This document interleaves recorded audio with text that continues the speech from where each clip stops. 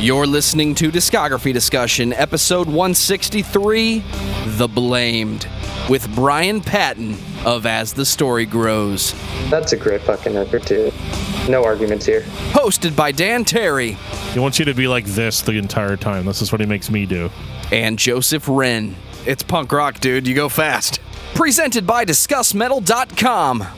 And if you dropped a bottle of vodka into a pile of firewood and made somebody unlock it, then you are ready for this episode of Discography Discussion. I am Joe. That is Dan. That is Bryan Patton of As the Story Grows. Sup? Not much, man. We got so much cool shit to talk about tonight. We're talking about The Blamed. And the coronavirus. The Blame, too, yeah. That's going to date this episode so bad. People are going to be like, you guys remember coronavirus? Yeah. Or we'll all be dead. Well, this is going to be a fun episode because, like, I've listened to The Blamed for a long time. I have a funny story about the first time I heard The Blamed, and I'll save that for whenever we get into it. But The Blamed is probably one of the most important Christian punk hardcore bands really of the past.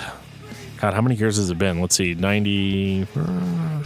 It's like almost 30 years. Not 30 years. Why am I just now hearing about them? I don't know. I can't do math very well. I'm fucking kidding. 1994. They've been an important band because, you know, when we talked about on this Pantera episode that we did recently, how I said that Cowboys from Hell was the missing link between like heavy music, like really brutal metal and old school metal. And I kind of feel like a band like The Blamed is like the missing link between punk rock and hardcore. Is that they very much bridge that gap throughout their career. And they go in some pretty interesting directions too, especially like in their mid-career. They start doing some like really, really cool stuff. And that's why we're talking about them. We love this band, I think, collectively. Yeah. And I can't wait to get into it. Well, before we talk about You Not Me, I'm going to take this time to say thank you to everyone for listening to the podcast. Thank you for listening and for subscribing. If you are not a subscriber, then you can find everything Discography Discussion at discussmetal.com. We are on Spotify, Apple and Google Podcasts, TuneIn Radio, Stitcher, so if you have an Amazon Echo or a Google Home, you have no excuse. Ask it to play the latest episode of the Discography Discussion podcast, and it will. We're also on Facebook and on Twitter at Discuss Metal. Be sure to like, favorite, and subscribe. It really helps us out. It lets us know you're listening, and now Dan is going to tell us all about 5-star reviews. Well, I don't have any new 5-star reviews to read this week, but what I do have is a whole bunch of shares on the episodes. I love it when you guys share the episodes, talk about the episodes. We did a Pantera episode. We did a Job for a Cowboy episode. And I'm going to be totally honest with you. I don't know what the feedback is yet on the Job for a Cowboy because it hasn't posted, but we did it. Keep on sharing the episodes, guys. Keep on hitting that subscribe button whenever you hear this podcast. You know, unless that unsubscribes you, and then don't do that. But yeah, just keep telling your friends and family. We really appreciate it. Sharing a podcast is like literally the best thing that you can do for us. Unless you want to give us money, in which case some people do give us money. They are lovely Patreon supporters, and I have to shout them out right now. You guys ready for this? I'm ready, dude. At the top of the list, we have Alexander, Brian Dean, David Brown, new patron Isaiah Eldridge. Welcome to the party. Jeffrey De Los Santos. The actual Mac. Josh Moser. Kiki Kuti, Do You Love Me? I do love you. Lance Allagood. The King of Metal. Native Keebs. Patrick Asplund and Samuel Woodward. Thank you guys so much. You guys help us out so much, especially in these hard times where everybody's sick and dying. You guys are keeping us from getting sick and dying. I hope you know that. Our new patron, Isaiah, sent us a comment on one of those Patreon reviews. Podcast is great. Been having fun hitting some of the back catalog. You guys probably get a bunch of recommendations, but I'll name a few random ones that'd be cool. Within the Ruins, The Acacia Strain, August Burns Red, Rings of Saturn, Unearth, ... The list goes on and on. All of those bands are on the long list. They are coming, and we thank you for your Patreon support. And now Bryan is going to tell us all about As the Story Grows. Again. Yeah. Yeah, by the time this comes out, I mean, we just did an episode with Andy Godwin from Embodiment, kind of clearing up some of the muck and disdain that came out of the Mark Garza episode that Travis did. Oh, shit. Like 4 years ago. It was great talking to Andy about Embodiment's history, way more in depth on the history of Embodiment and the Famine. And Liam Wilson talking about Azusa and the end of Dillinger Escape Plan, and he's going on tour with Devin Townsend. So Liam Wilson, great episode. And it's been a lot of fun.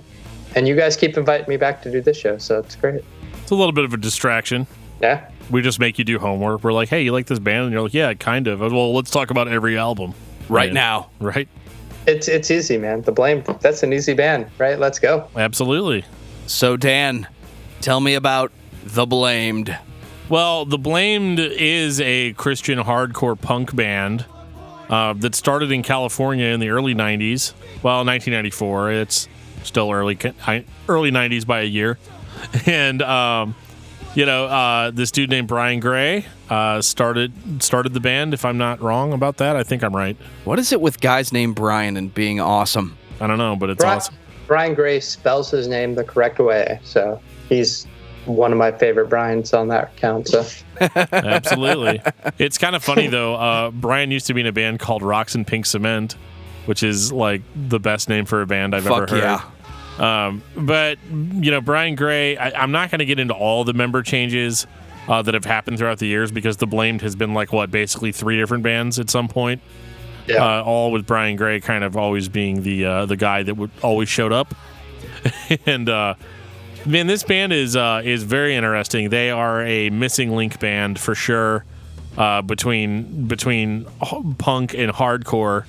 But they kind of go all over the map and even dip into some like screamo stuff at times. And I find that very, very, very cool. Now, Joe, I don't want to trigger you when I say screamo. I'm talking about the good shit. Okay. I'm going to let you have that one. Okay. All right. The funny thing is, so last June, Brian was on As the Story Grows, talk about the history of The Blamed, and Rocks and Pink Cement was the band that Tooth and Nail had wanted to sign, and they were more of a Red Hot Chili Peppers kind of band, more of a funk rock band. That'd be very interesting. I don't think I've ever heard. Did they? Because they had a demo, didn't they? Yeah, I've never found it though. So. We'll have to spam Brian Gray and get a copy of that, because I've always been ever since I heard that interview. I was like, man, I need to hear that. I need to get some sort of frame of reference. Yep. 1994. 21. I would say overall this is probably the most straight punk rock the band had ever been. As a debut, I have to say it's not my favorite Blamed album. Just because spoilers, guys, I'm not that into straight punk rock. You motherfucker. I know, right? I should just give up right now. It's not that I'm not into it. Like, I actually find it kind of enjoyable, and they did kind of a lot of weird stuff with this with this album, in the sense that, like, they kind of changed up the vocal delivery on a whole bunch of songs. It's like they're trying to figure out, like, okay, what does The Blamed sound like? Are we just gonna be a straight punk band? Are we gonna be a little bit poppier? Or are we gonna go like more for the throat? Or are we gonna go try to be melodic? There's a lot of different styles going on in this record. Yeah, there's one of the things you guys say on this podcast a lot is it sounds like a first album, and this sounds like a first album for sure. It's definitely got that punk vibe to it, but like the second half of the record, you got Rainbow, which is like a straight song that comes out of nowhere, followed by 3 a.m., which has that old school 80s Minor Threat hardcore vibe to it. Yeah. In the midst of what is like a punk, almost pop punk at times record. Yeah, and with it being a Tooth and Nail release, in 94, it was kind of par for the course, for the types of punk bands that they had at that time, although I would say they're a very early example of that. But yeah, it's an interesting listen. It's not, like I said, it's not really my favorite, but I don't really have anything bad to say about it. Like, it's done so earnestly, and it's probably one of the more fun albums to listen to by The Blamed, because they get like really, really, really serious, kind of super as they fucking serious. Yeah, as they go. And so that's something to just kind of keep in mind that, this was kind of their more fun. This is the only one that I would say this is where they truly sounded like a punk rock band. And, in that regard, I think they have, it's a first album. I'm trying to find something really, really cool to say about it, but it's a first album. It has some really cool songs on it. But for the most part, it's not my blamed, hashtag. It's straight punk. I love it, but that's all it is, really. Yeah, I mean, there are songs that stand out, like the album opener, Abuse, I always think is a really cool song that has shades of what's to come later. Drunk is a great one. I've always really loved the album artwork for this record, but Ted Cookerly ruined it for me. Ted Cookerly was on As the Story Grows a few weeks ago, and he was like, oh yeah, that album artwork is all sprinklers. And I was like, oh, it is. And it's still cool album artwork, but it kind of ruined it for me a little bit because I never thought about that. And I was like, oh, it is just a picture of sprinklers in black and white. I gotta fucking sprinklers, man. Hold on, I gotta pull that up because I don't remember thinking sprinklers. I got you, dude. Hang on. Blamed 21. Oh shit, you're right. Dude, I never thought about that before. Right. Because I always thought it looked cool, but I didn't know if it was like a city line. It just shows that I haven't truly looked at it before. Right. But yeah, those are straight up sprinklers. I mean, they're not even trying to hide it. No. I love those 90s abstract album covers. Because like when we start talking about Frail, it's like, what the fuck even is that? 1996. Yeah, now the Frail, I'm like, well, what is that album artwork? Is it just some abstract design, or is it something everyday that they took a cool photograph of? Well, so Frail was the first Blamed album that I ever heard. And I'm looking at the artwork now, and I don't know what the hell it is. It looks like a fucking jungle gym, but I know that's not what it is, because it wouldn't be that simple. It's like a photograph. Sometimes I think it's like a photograph of like a bed, but then like somebody has made like a wireframe drawing, like with Sharpie on it. Like I don't know. It's that one's rough. But the album's kind of rough too, and that's what I love about it. So this is kind of like a totally different beast than 21. Frail is like a hardcore punk record. Like they picked a style and they went for it. And I love the vocals on this record. I'm trying to remember who the vocalist was. Oh, Jeremy Moffat, that was his name. Yeah. And dude just went for the throat. Like they're like, how do we become a hardcore punk band? Well, we just play punk rock, and then we have a hardcore vocalist come in and just decimate. And like his screams are still some of my favorites. And I bought this album actually at a really kind of a lame Christian music festival. Why does it have to be a lame Christian music festival? Well, it was lame. It was lame in the band selection. It was like very. Was Zayo on the bill? No, it was like. Jeremy Camp, Plus One played the first year I went, and I think like the hardest band that ever played that festival was like 1,000 Foot Crutch, So it was like, and everybody was like, "Oh my god, I can't believe they're playing," and then Cutlass is playing, and then Switchfoot, So they was like that was as hard as you went at some of those festivals, and but the CD sellers didn't get the memo, so I bought like a lot of like really cool stuff. But I bought this my first year, and I really wasn't like that into hardcore yet. Like, I was still like, yeah, you guys heard that new Mudvayne record? It's awesome. Fucking. And so I bought this record, and I bought Mortification's Triumph of Mercy. Nice. Not really. So I get them both home, and I listened to the Mortification album for about 12 seconds, and then like never really listened to it again until we did the discography discussion episode on them. But I listened to Frail by The Blamed like all the time because I didn't know what it was. Like I didn't really know anything about hardcore. I didn't really know a whole lot about punk either. Like you could tell it's punk rock like as its base, as its backbone, but like just the way the dude screams and like because I was like for whatever reason it's like punk music, but it's like so in your face that it's like more extreme than like all these new metal bands I'm listening to. See, dude, I listened to this. And I couldn't figure out why. I listen to this and I want to old school slam dance, just stomp in a circle. I had more, but I lost it. Okay, cool. No, I mean, it has that, like, the opening track, Feed Me Ignorant, like, hits you right, like, bam, bam, bam, you want to get in there and pit. But you get to, like, For You, which is more of a groovier, quicksand vibe. Yeah. And you have Breeze, which Brian Gray described in that same vein as, like, that first Stavesacre record, which Jeremy Moffat would go to play drums on eventually. Right. Breeze has that kind of at the moment vibe to it. So, like, this record, The Blamed is still trying to figure out who they are. They've ratcheted it up. They're more hardcore, less punk rock, but they're still a little all over the map trying to find their sound and just experimenting. Yeah, totally. And I actually... that's one of the things that I really appreciated was kind of having those slower songs, like Breeze, and like I wasn't expecting it based on the way the rest of the record sounds. Like you would never, and like if you've never experienced it before, you would just expect if you only listen to the first two tracks, and that was like how you were gonna judge whether you were into the album or not. You just would expect it to sound exactly that way all the way through. But I thought these were really, really, really, really cool. I loved Breeze a lot, and For You, awesome. I loved all of that because it really broke up a record that, for all intents and purposes, should have only been like 20 minutes long. Right, dude. These are the 2-minute songs, the hardcore punk. We're gonna play 20 minutes, play 10 songs, and everybody's gonna have a fucking good time. And you got the Crucified cover.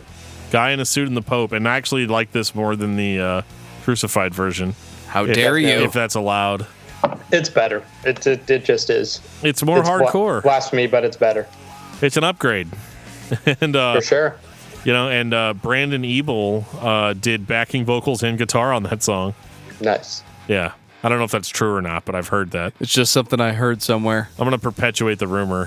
Frail is awesome, but it's also the kind of album that, again, they weren't going to like necessarily stick with this sound. So whenever we go into, again, 1998, this is like a more straightforward hardcore sound, which, I mean, Frail was straightforward also, but I don't know, like this one sounds more like, for lack of a better word, like traditional hardcore, if that means anything, it means something to you, damn it. I guess it does. This is just heavier. It's heavy in a different way, whereas like Frail was more of like a punk rock bass with a hardcore screamer. With, again, you get like actually like heavier riffs and like just deeper tones and stuff, where it's going more for a hardcore vibe and kind of pushing the punk rock elements down a little bit.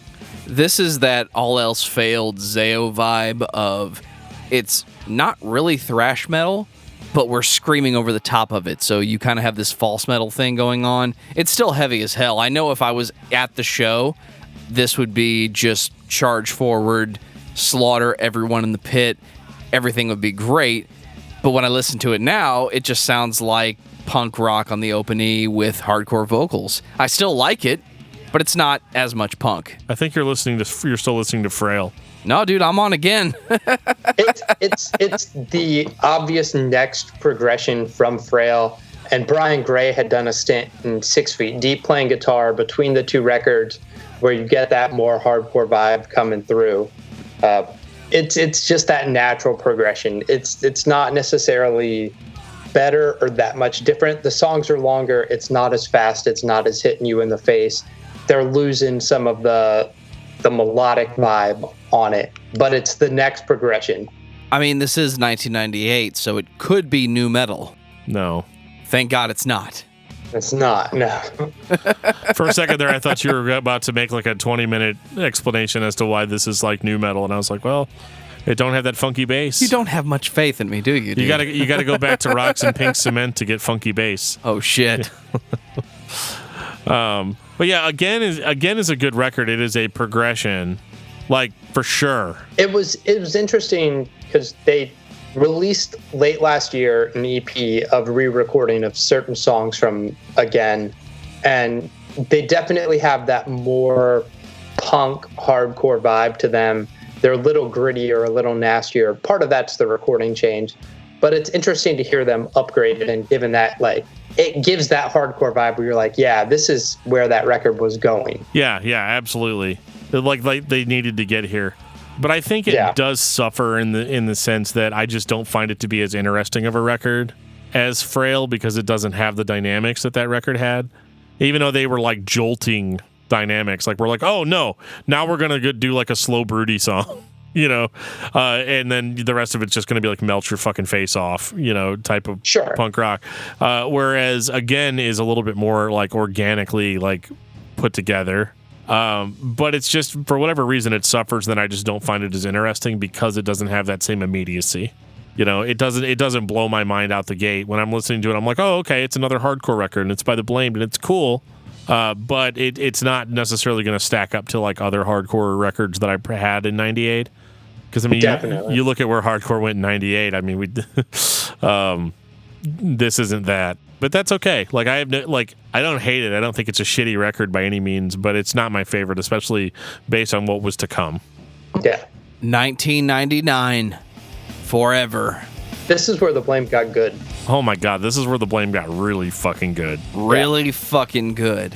Yes. We went back to the fucking punk rock intensity. We kept the metal, but we inserted more of the punk. We got the hardcore yelling that I know Dan loves. I said hardcore, not emo, because I'm not a dick. It's got a Helmet vibe in the way that it's groovy, that they hadn't had before.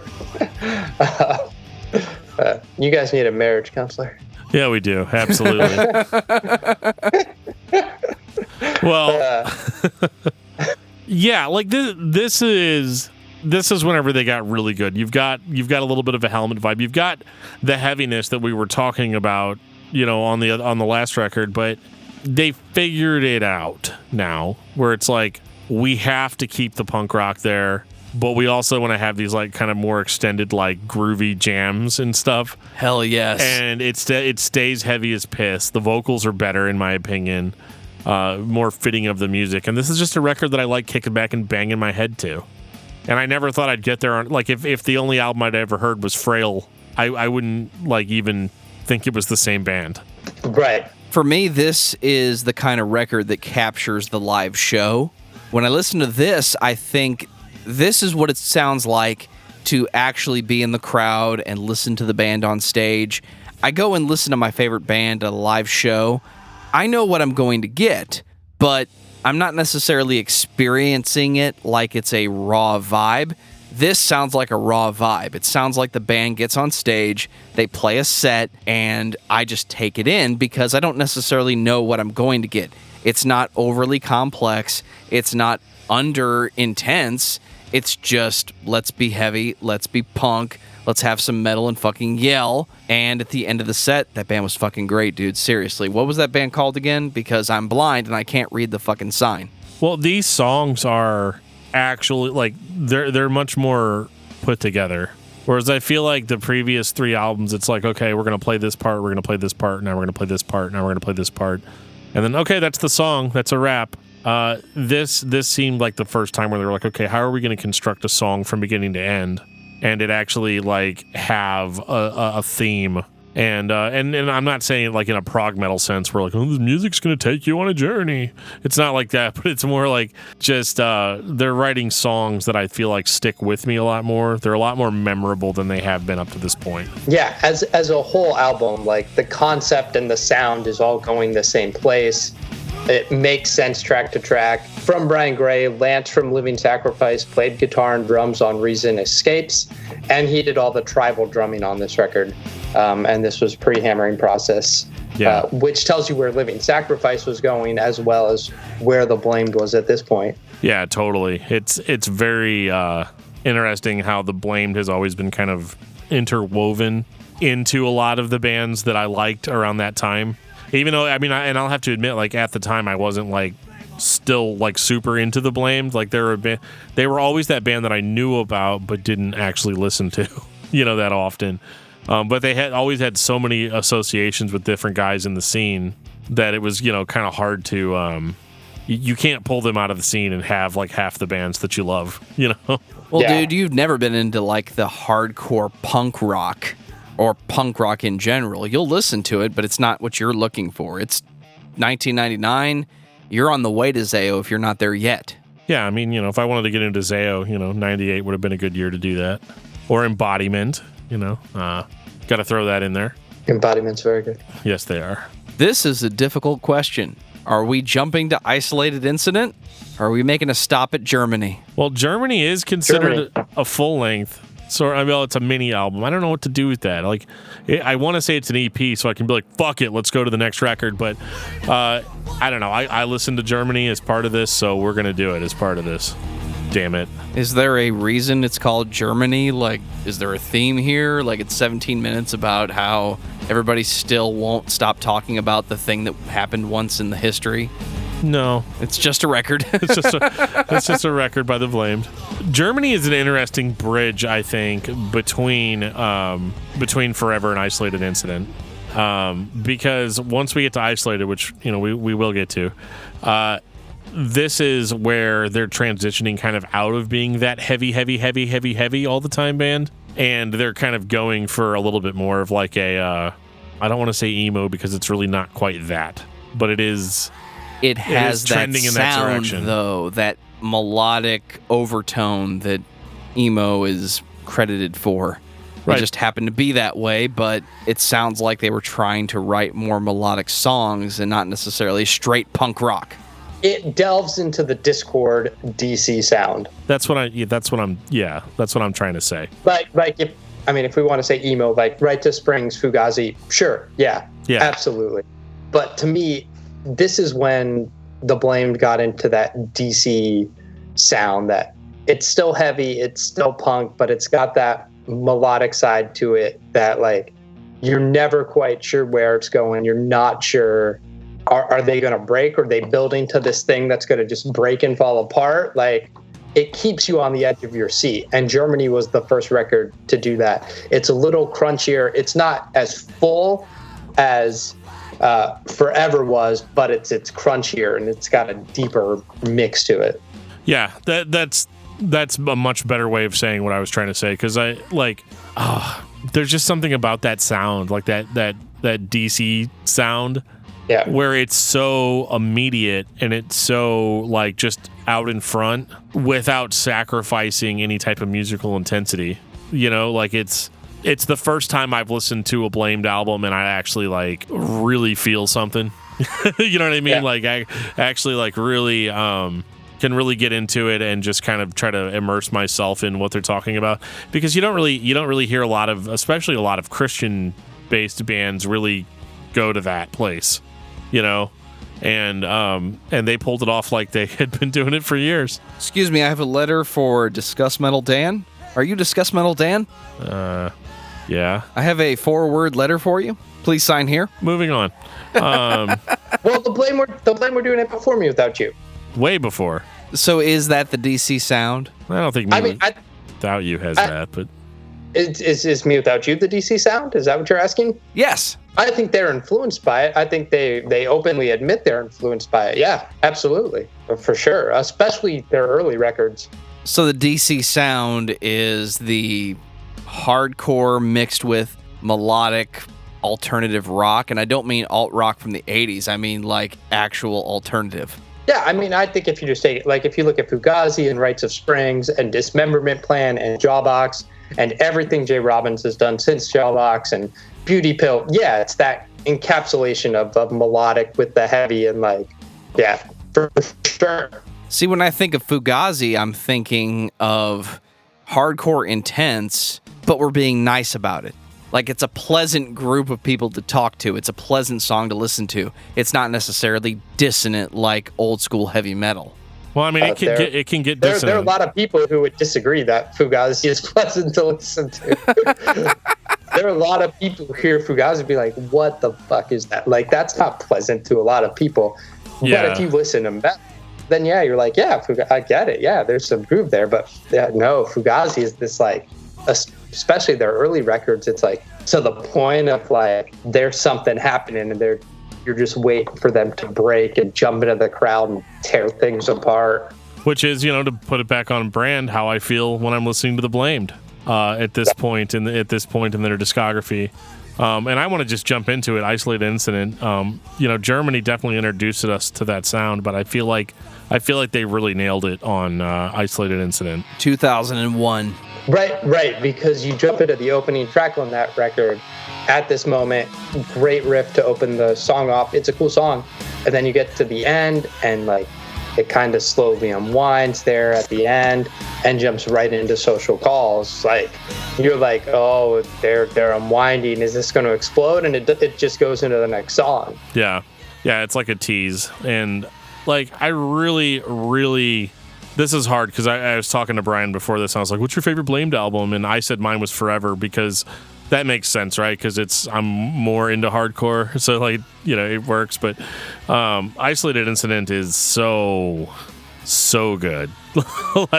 And what I love about it too is they're not even they're almost unrecognizable as the same band at this point. Because for all intents and purposes, they kind of weren't the same band that had put out Frail and put out 21 and all of that stuff. So this makes sense, and they're kind of modernizing their sound a little bit.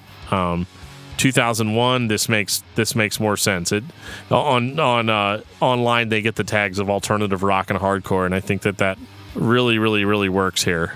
I love the vocals. They remind me of really old At the Drive-In records, and because it's not really go for the throat screaming anymore. That all the heaviness that you hear is there to kind of create an emotion in you instead of to be heavy.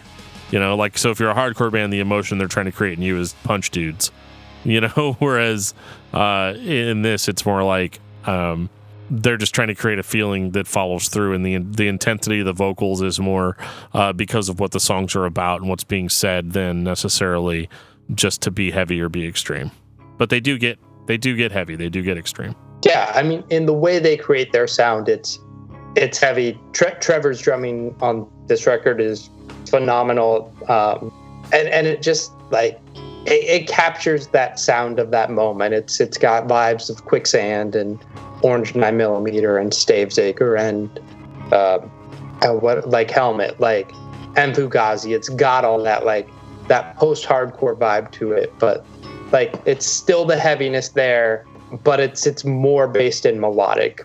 Yeah, it's different. It's got almost that dissonant melody that I love so much about this kind of music, where it's melodic, but they're achieving melody with non-traditional means. And because I love the dissonance on this record and the no pun intended, discord of it. And that is that's what makes this album so good for me, because it's hard for me to describe stuff like this. I'm so much better at describing metal, but this isn't straight metal, this is just go listen to it. You can stream it on your streaming services. And if you listen to it, if you were to listen to Blood and Fire and The Blamed, and then Hearts Once Nourished with Hope and Compassion by Shai Hulud, you're it resonates with both those records, but you would also listen to it next to a band like Quicksand and be that's in that wheelhouse. Right. The way the guitars play, it's not uber heavy, and you don't get the crunching of Dan's vocals, but it's totally got similar vibes to Blood and Fire, in the same way it's got the melodic hardcore vibes of Shai Hulud's early material. And I think that's why it spoke to me, because it just seemed it cut from that same cloth, and I love it. And I love it almost as much as I love the next record. Give us Barabbas. 2002. Or Barabbas, I don't know. Barabbas, come on, man. Have you ever read the Bible? Been to church? I know Bryan had him. I just didn't know I could just ask for him. I've never read the Bible out loud, so in my head.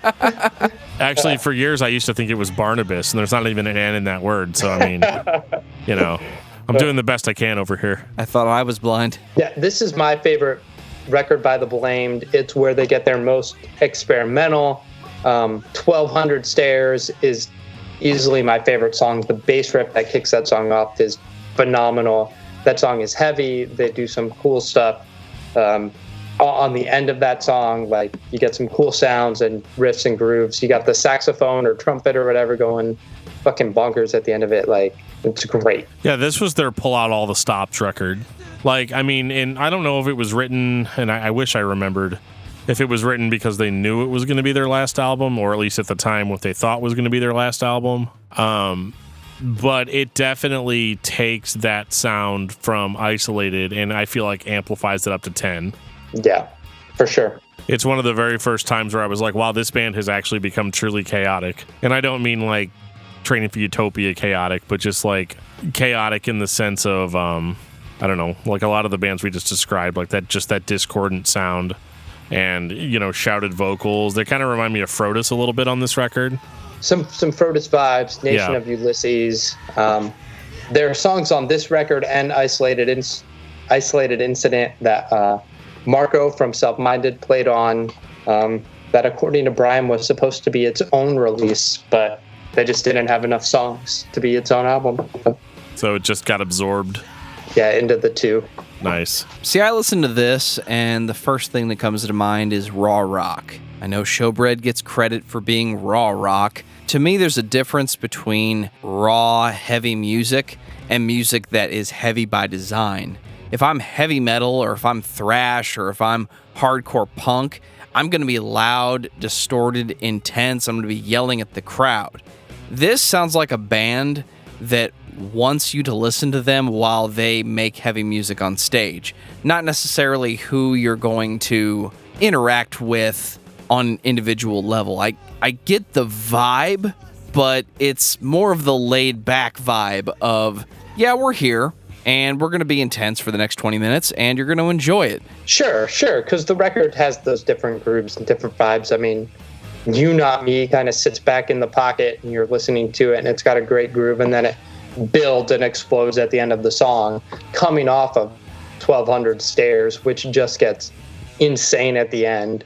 And then they kind of bring you back in and lull you back. Yeah, the record is all over the place in that it has the same vibe, but the songs just are so chaotic one to the next. Yeah, I mean, you could call it raw rock, yeah, but not in the same way Showbread is, for sure. It's quite literally its definition, raw rock music. Yeah. It's laid back.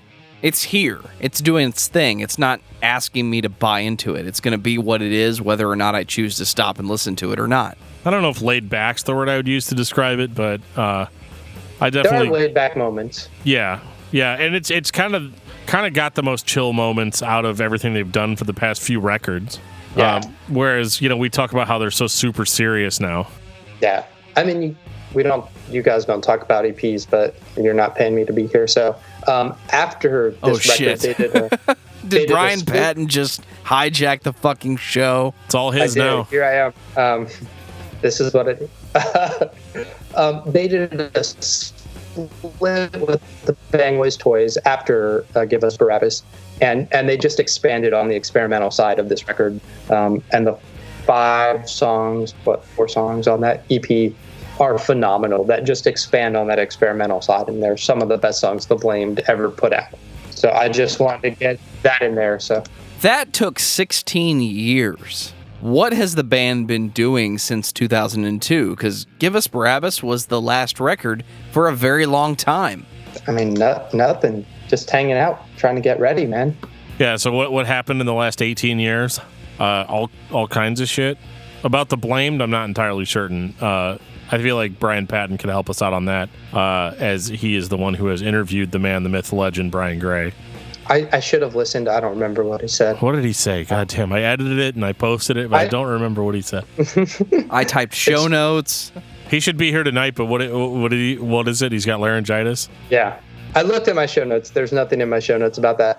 I mean, he talked about like just the stress and strain of all the member changes and how hard it was to keep the band going all that time throughout all these years. There was probably some Japuza stuff as We don't need to get into Japuza. Right, yeah. But no, I agree. A whole other podcast. I agree. It's really hard to keep a band together, especially when you live on a commune. That's all I'm going to say. But like, it's really hard. Wow, dude. It's really hard to keep a band together, especially like this, where you're constantly changing. You're constantly trying to one up the last thing that you did, whether that's with your old guys or with new guys. And the Blamed, for whatever reason, they just never got the same level of popularity or respect that a lot of bands got that came from that scene, because they'd been around since like the fucking beginning of it and had survived all the way up to that point, like till 2002. And Right. for whatever Brian reason, they're Patton not is more catching on. popular than his band. Yeah, totally. Yeah, because he was in so many other. Because he was in Mortal. I mean, he's He in, did a stint, Sacrifice. Yeah. He was in 6 Deep. I mean, he did Left Unsaid. Is that the band? Left Out in the middle of that. Yeah. Wonderhead, the Satire. Yeah. Like, I mean, dude's just been in some bands and was more prolific, like you said, than the actual band. And I think that's the crux of it, that, you know, it's for a lot of reasons the same reason why Living Sacrifice, quote unquote, broke up 2 years later, was because they were these like pioneers in this scene, but they're not getting like the same type of recognition that newer bands are getting. And it's not about, and I know with a band like The Blamed, it's not about recognition, but like it has to be profitable enough to continue doing it. You know, it's not that I think that they thought that like, oh, The Blame's going to get really popular tomorrow and then we're going to be like a huge band.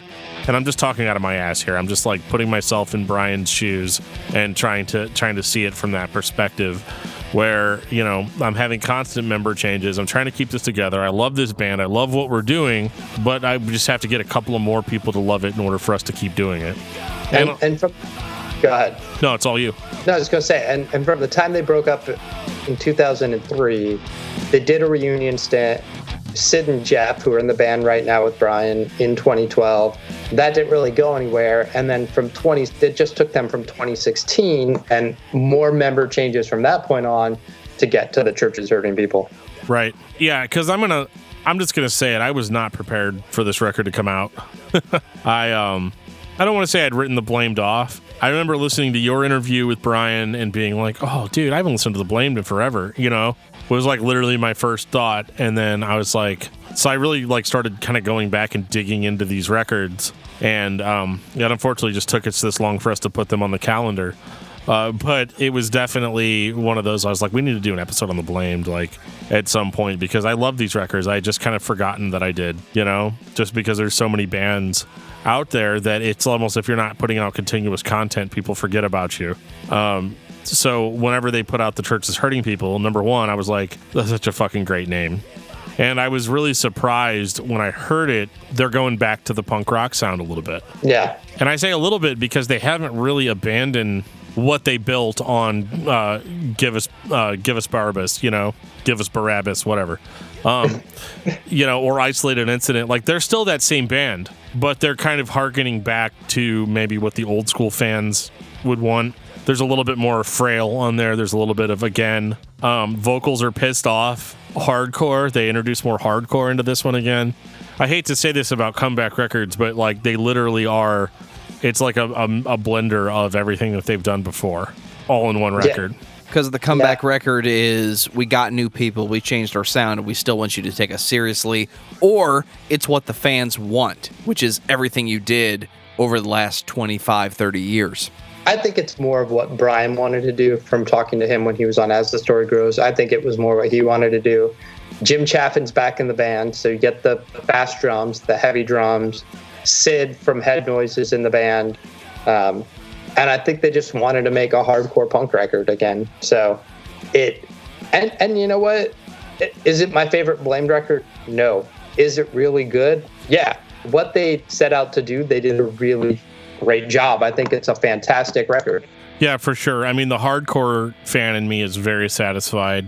The little itty bitty tiny punk rock fan in me is satisfied. But they still have that discordant textured sound that they built on the later half of their career, like that stuff's all still there. And that's what I like the most about it, is that they weren't like a lot of bands that are like, oh, we tried a different sound later on, but we abandoned it and went back to the sound that we know people like.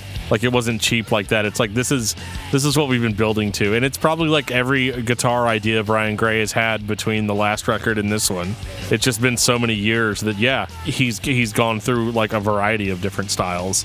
And it's like, well, how do we put all this together into a record? And I think it came together beautifully.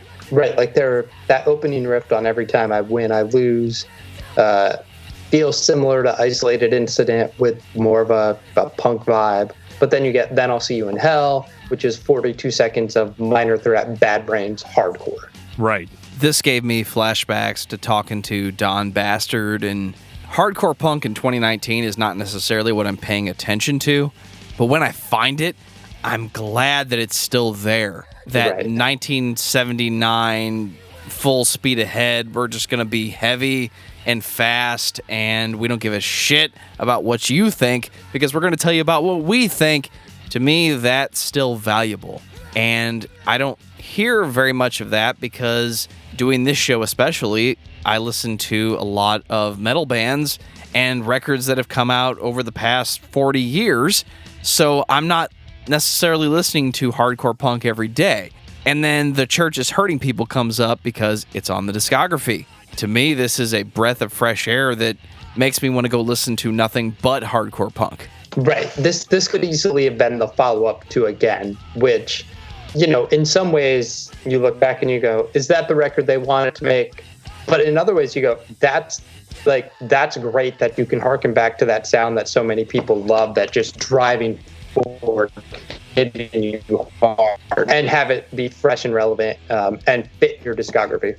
Totally. Yeah. I mean, there was nothing on this where like I felt like they went in a totally different direction. Everything they did, despite the different styles that they played over the years, it's very, very The Blamed. Like it's I don't want to say it's what we were expecting out of them, but it's kind of like what we hoped that they would do. Because, sometimes bands like this will reunite and they'll get quote unquote popular again in the minds of the fans. And then they'll put out a record that's either like extremely different than what we were expecting, or it'll be kind of like, I kind of liken it to like when Hope's Fall came back, how they put out a record that would appeal to older fans, but still kind of pushed on in their more modern direction. Absolutely. Like it, where it's like, dude, if you've ever been a fan of this band at any point, you're going to find something that you're going to like on the new record. Yeah, I'm not going to talk about Hope's Fall on this show with you guys if it's not Hope's Fall. Well, Dan knows where I stand on this. I know.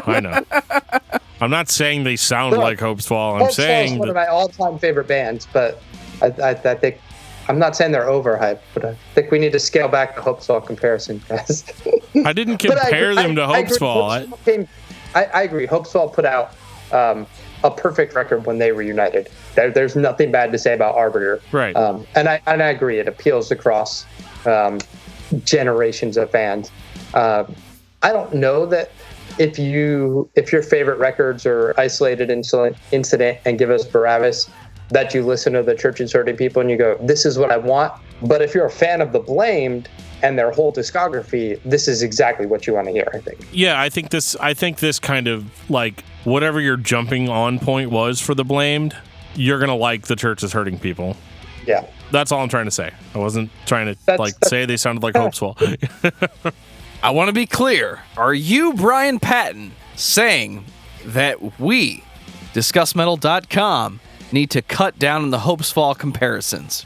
I think you compare too many bands to Hope's Fall, yes. Then, for the first time in a long time, get out of my house. Hope's Fall is one of my top 5 all-time favorite bands, but I'm just saying. Why not top 3? Because I can count to 5. Fair. Because I can count to 5. Because the ranking's no fun, man. Final thoughts on The Blamed. Bryan Patton. Man, I love The Blamed. I love their later material. I loved Isolated Incident, Give Us Barabbas. When they moved into that sound, I love them. But I think their discography, the way it grows and evolves, makes sense. And I think they're a legendary band without the legendary fame. I don't even know if that makes sense. But yeah, people should listen to The Blamed. That's what I would say. They're great. They're great. Dan, what about you? I think it's kind of a tragedy, like looking at their body of work, that they aren't a more well-known band. I mean, obviously in the Christian scene, they've got their fans. But I always wanted to see a band like The Blamed kind of like cross over more. And maybe that was their goal, maybe it wasn't, but they did so much stuff right, and they were always intense. It just breaks my heart to think that like The Blamed is going to play some festival at some point, and half the people there, it's the first time they're ever going to be hearing The Blamed. And I feel like it shouldn't be that way. I wish that they were a bigger band because they put in the hard work, they put in the dedication. They are always intense. They always meant it, and yeah, I think, like Bryan said, you should just listen to The Blamed. I mean, there's nothing I'm going to say that's going to really capture it. I think you just need to hear it for yourself. It's awesome. They're not, the heaviest band in the world. They're not the most technical band in the world because that's not their goal. Their goal was always just to make intense, passionate punk rock music, and they always did that. Listen to The Blamed, because in the grand scheme of heavy that we all seem to enjoy, hardcore punk is still a thing that exists. And even if you consider it to be not so heavy because you listen to grindcore, it has its place. It has its time. Sometimes it's fun to just listen to a band play chords and trudge forward with a punk rock beat and hardcore vocals. And sometimes it's fun to listen to Zayo or Slayer or Gorguts because fuck you, that's why. So for the fans of hardcore punk, should you stay, should you go, you should be listening to The Blamed. Dan, what's your album of the week? My album of the week, that's kind of a complicated one, Joe. It's actually Conceived in Fire by Living Sacrifice. I was getting really stoked for their 30-year anniversary tour. Not tour, sorry, it's just a show. But it got postponed because, viruses and stuff. My understanding, too, is that they were going to go ahead and play the show regardless, but the venue's the one that shut it down. Oh, man. Bryan, what about you? My album of the week is Kitsune by Marriages because I just love shoegazy metal. And I just keep coming back to this record, even though it's however many years old. I just love it. For me, it's The Clash, London Calling. That's a great fucking record, too. Yeah, it is, dude. Classic. I mean, dude, no arguments here. See, I get in the punk rock mood and I start listening to all the classic punk rock records, and eventually you land on The Clash. And nobody's complaining about The Clash, or else they're going to die in my studio. All right, I'll just keep my next sentence to myself then. I'm just kidding. I don't hate The Clash. I mean, come on. It's the fucking Clash. Take us out, DFT. Sometimes I'm listening to a podcast and I'm thinking to myself, why are they talking about this? I want them to talk about this. Well, the reason they're not talking about what I'm thinking is because they can't read my mind. Therefore, I can't read your mind either. So if you want us to talk about a band, just tell us. Send us an email at danandjoeshow@gmail.com. Reach out to us on Facebook at facebook.com/discography discussion. You can find us on Twitter at discussmetal. We have a Discord server where there's people talking all the time. It's awesome, even in the middle of the night, because they're from all over the world. There's going to be a link in our show notes. If you click on that link, you can absolutely join our Discord server and meet up with those people, talk about the show, talk about your favorite bands, memes for days. I'm just saying, it's a lot of fun there. And there's something else cool you can do that we've developed recently. And have you ever wanted like a Discography Discussion t-shirt or a coffee mug, or how about some comfy socks? We've got all that stuff for you. There's going to be a link in our show notes to our web store. Buy a t-shirt. We lowered the prices to where we basically don't make any money off of anything. So just fucking order that shit, dude. We've got a hoodie up there for $24.99. You are never going to get a hoodie that cheap anywhere. So check it out. And on that note, this has been episode 163 of Discography Discussion. Thank you for listening. You can like us on Facebook and follow us on Twitter at discussmetal. Subscribe to our podcast everywhere you listen to podcasts, including Google Play, Apple Podcasts, and Stitcher. Visit discussmetal.com for all things discography discussion, and please send questions and comments to danandjoeshow@gmail.com. If you are not a patron, you can become one at patreon.com discussmetal, we have some sweet perks. Bryan Patton and As the Story Grows can be found online at asthestorygrows.com and on all your social media platforms. All of them. Hey, can I have some money? $1 a month gets you into that exclusive album review feed.